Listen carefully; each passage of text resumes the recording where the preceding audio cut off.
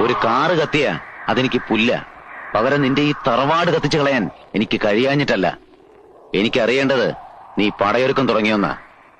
ഇന്നലെ നടന്നതൊന്നും എന്റെ അറിവോടെ അല്ല. എനിക്കൊരു പടയിലും താല്പര്യവുമില്ല. നീ വെറുതെ പേടിക്കുകയാണ്. പേടിയല്ല നീലേണ്ട, എനിക്ക് സന്തോഷ.